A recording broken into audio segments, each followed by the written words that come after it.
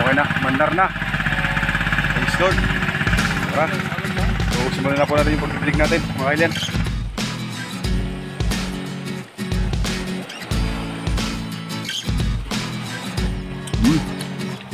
So yan, luto na po yan mga kailan.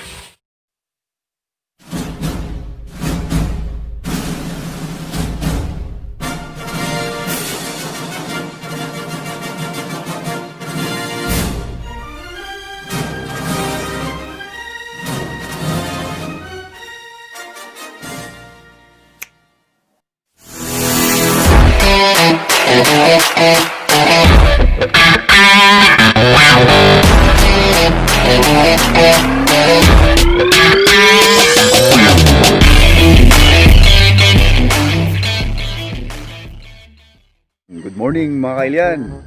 Advance Merry Christmas po sa ating lahat mga kailyan. So bali inagaan po natin yung gising natin ngayon. Bali alas 6 lang po ng umaga. Dito na tayo sa bukid. Ika nga sa kasabihan early bird catches the worm. Ang alam ko kasi ngayon yung schedule ng pagtatanim namin. Pero kahapon pala nakapagpatanim na yung nanay at tatay ko. So wala na.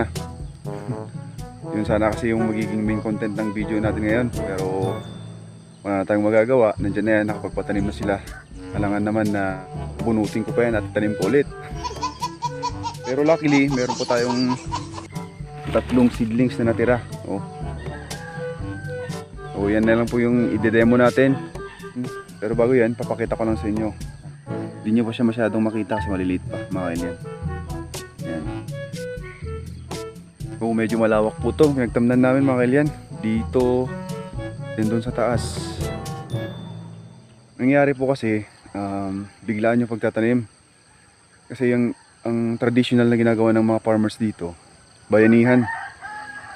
So kung ikaw yung nakaschedule, pupunta yung mga ibang farmers, tutulong sila. Tapos kapag sila naman in exchange dun sa pagtulong nila sa'yo, pupunta ka rin at tutulungan mo sila. Kaya napapadali po yung pagtatanim namin. Kaya kahit medyo malawak po to, yan, less than 1 hectare to natamnan nila ng half day lang. So yun naman po yung kagandahan dun. So ang gagawin na lang siguro namin ni Tatang, magdidilig tsaka mag-spray. Kasi kapag ganito pa po kaliliit yung seedlings natin mga kailyan, mas madali po silang malanta. Ayan, lalo na't bagong tanim. And at the same time, mas prone po sila sa mga insects. Mas madali siyang kainin ng mga insekto kasi maliliit pa sila. Kaya yun yung gagawin natin, spray tsaka diligan natin. Pero bago yan, bibigyan ko muna kayo ng quick demo dun sa pagtatanim ng seedlings natin. So let's go. So maglagay lang po tayo ng butas gamit tong tinatawag naming asad. Yan. So bali 3 lang yung seedlings natin, 3 lang yung gagawin natin. The next step po natin, tatanim na po natin yung mga seedlings natin. So bali simple lang po ito mga kailyan. Gawin natin, tulak lang natin siya ng katamtaman lang dito sa bandang likod. Ayan. Then hilain natin siya. Ayan. Ito na po yung seedlings natin. So bali ito pong lupa na to, ito po yung sinatawag naming organic soil. Ayan. Then lagay natin dito sa butas ngayon yan. Then tatabunan ng lupa. Ayan. Then kailangan din siyang i-press ng konti mga kailyan. Ayan, para po madikit yung seedlings natin doon sa lupa. Madikit yung mga ugat niya. So maliliit lang po sa itong mga seedlings natin. Kaya ganyan. Ganun lang po yung kasimple mga kailyan. So uuwi po muna ako, mag-aagahan. Then balik agad dito sa bukid. Siguro unahin namin yung pagdidilig, then mag-spray na po kami. So yan lang po kayo. Sit back, relax, and enjoy, okay? A few moments later. Yung mga tao nakatingin sa akin, siguro inisip kung anong ginagawa ko, no? I'm a vlogger, no?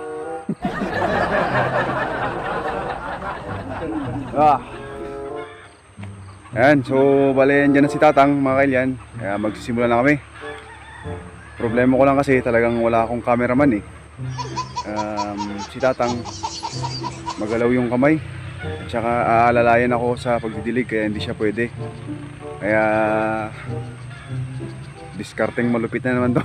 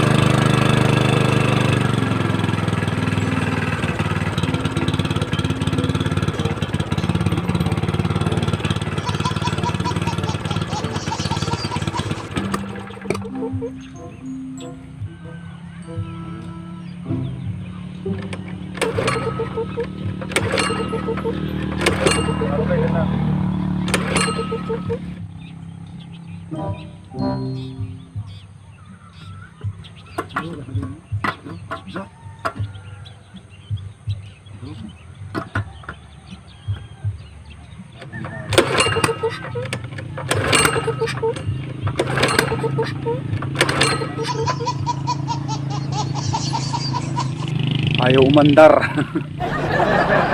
So, luma na kasi yung pump namin, mga kailyan. High school pa ako niyan. Siguro mga 2005 pa yan. Nandiyan pa. 2020 na. 15 years. Ayaw.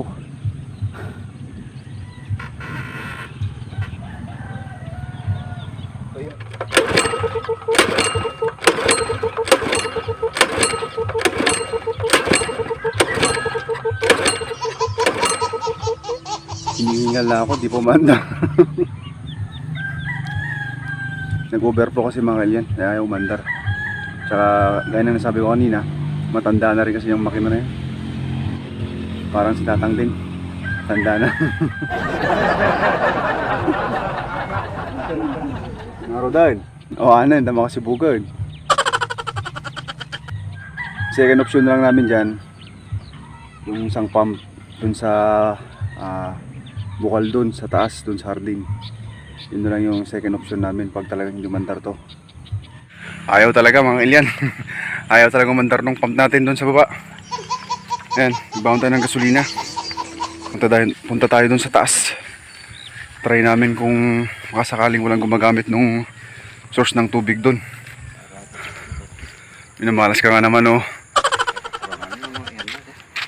Tatang, oh.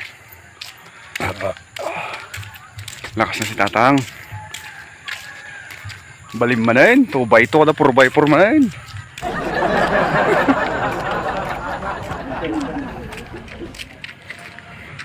Dati wala pa yung itong mga bahay na to. May bahay na dito. Tignan mo nga naman ang panahon, no? Hanggang umaasenso na itong barangay namin. At ito, oh, sementado na. Noon, lupak-lupak to. Tangan muna kami dito sa ano, Katarungan. Katarungan. Ito yung talong, oh. Pero ano to? Male. Yan. Yan naman yung mga female na eggplant. Ayan. Nag-tube na pala sila. Oh, may tube na eh. Ito yung tube, oh. Yan. Yan yung ipopollinate nila.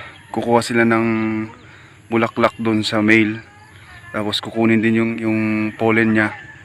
Siya yung emerge nila dito. Bulaklak ng female na eggplant. Bale, same thing with the watermelon, mga kalyan. Ganun din siya. Pero hindi ko alam kasi kung papayagan na gawan ng content yung pollination. Papaalam ko kay Sir Johnny. Ganda ng tanim nila oh. Nga po, nakalanglang to. Kung maswerte tayo mga ilyan, walang gumagamit nung bukal dyan. So yan na lang yung gagamitin namin pandilig ng atang. So yung makina niya, tanda na. Parang si tatang din. Ito yung isang source ng tubig dito. Yan. Galing dito sa hardin.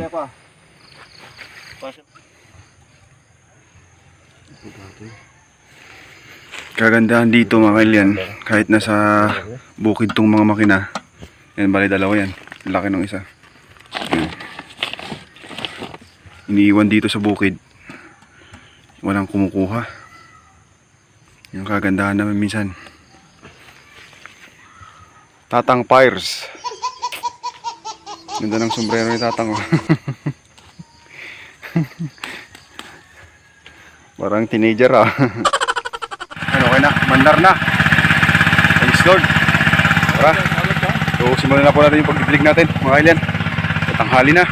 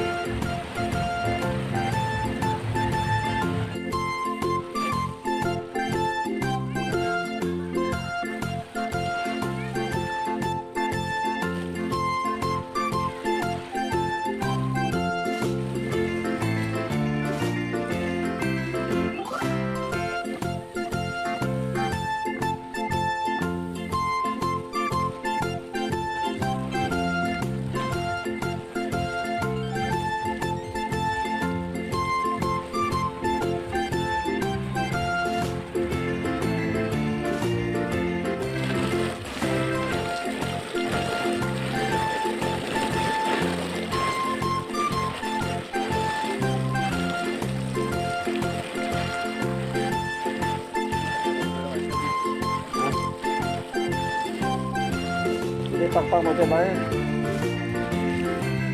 Sabihan mo, hindi mapikot na hose.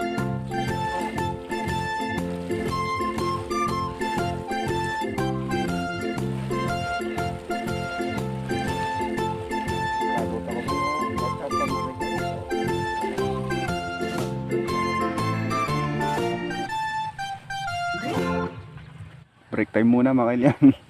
So bali na tapos na namin tong 3 plat dito kanina. So sa kabila na kami. Pero marami yan mga ganyan hanggang doon pa sa baba. Bali pinalitan lang ako ni Tatang kasi katatapos niyang magmerienda. Tapos ako naman ngayon.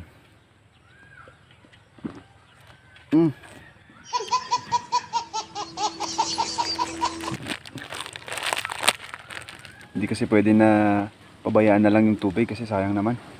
Tsaka sayang yung gasolina. Kaya reliebo na lang kami.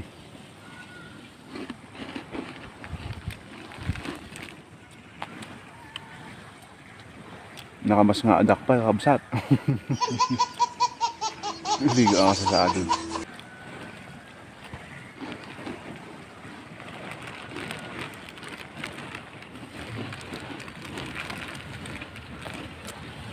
Tatang oh.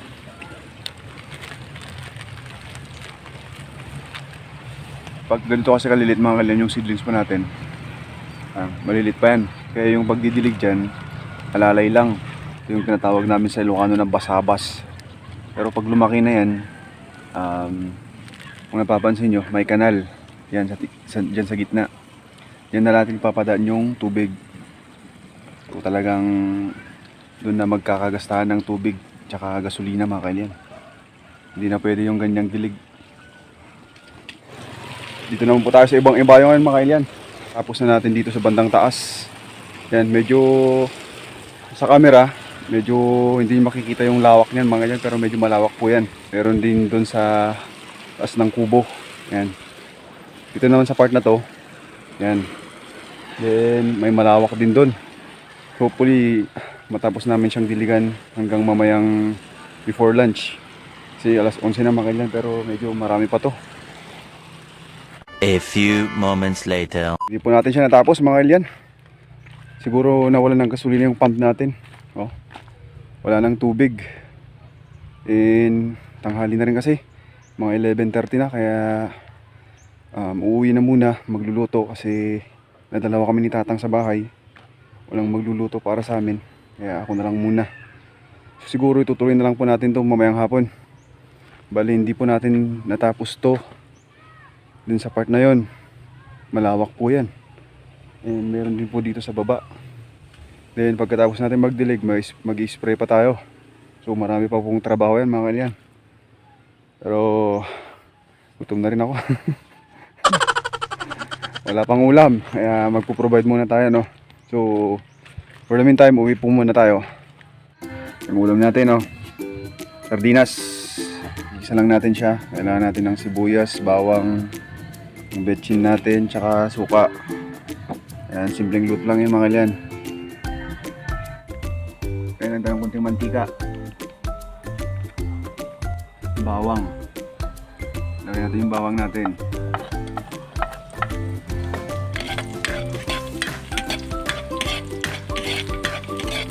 And yung sibuyas natin.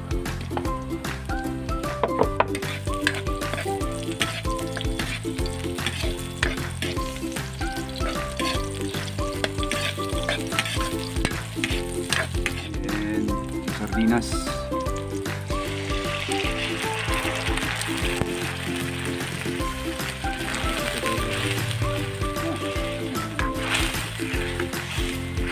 Haluin lang ng konti mga alien. Antayin lang natin kumulo yan, then lalagyan na natin yung suka natin. Yan, kumukulo na.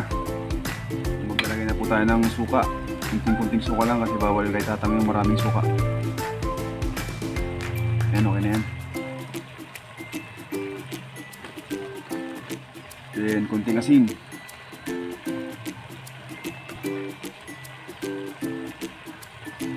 Tsaka betchin.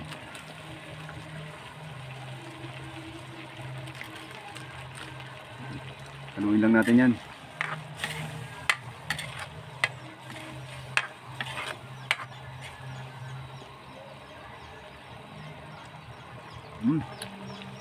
So, yan, luto na po yan mga alien. So, ganyan lang po kasimple lutuin tong recipe na to. Lutong Ilocano. So, kainan na.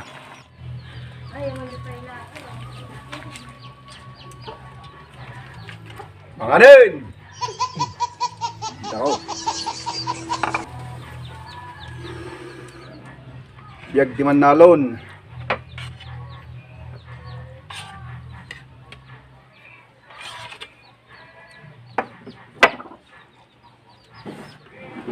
Sardinas.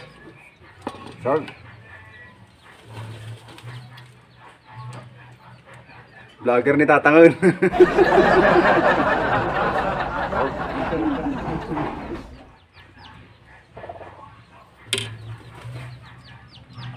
Yan, sili.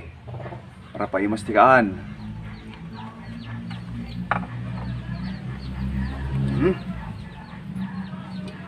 Paat. Main ka ng paat.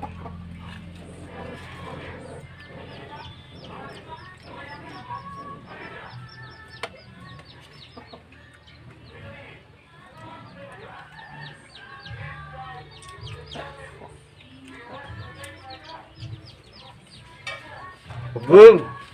Boom! Boom! Mom? Bangkan ako? Bangkan?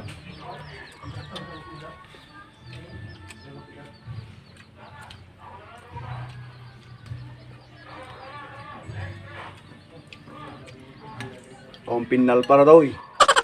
Sigod na sigod.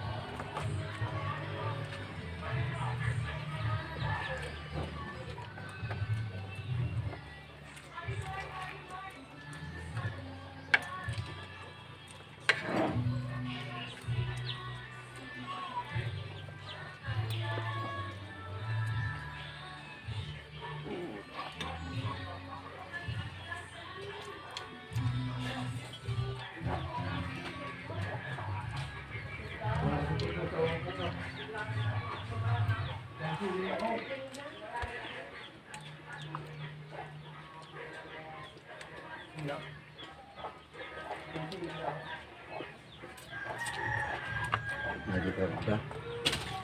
tapos na po tayong kumain mga kalyan.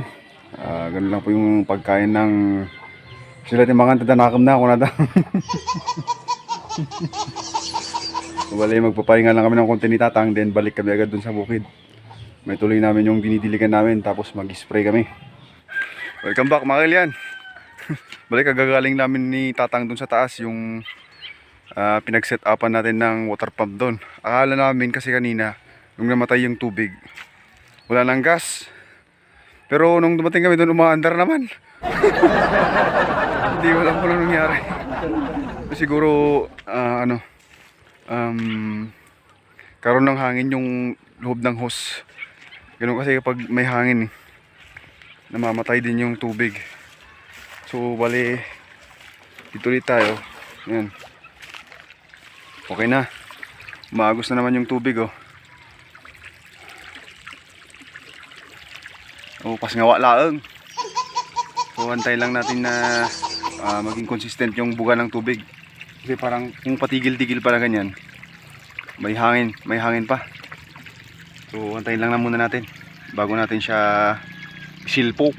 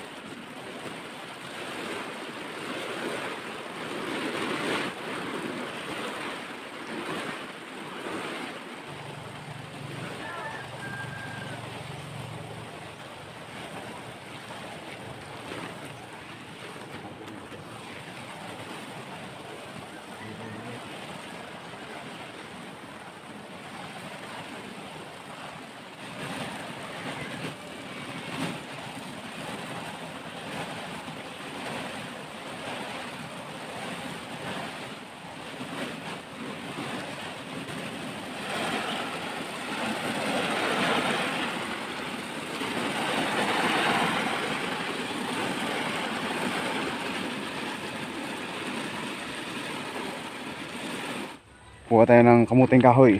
Ilagay natin. Kayam tang?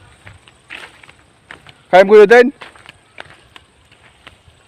Hindi ako naririnig Tatang.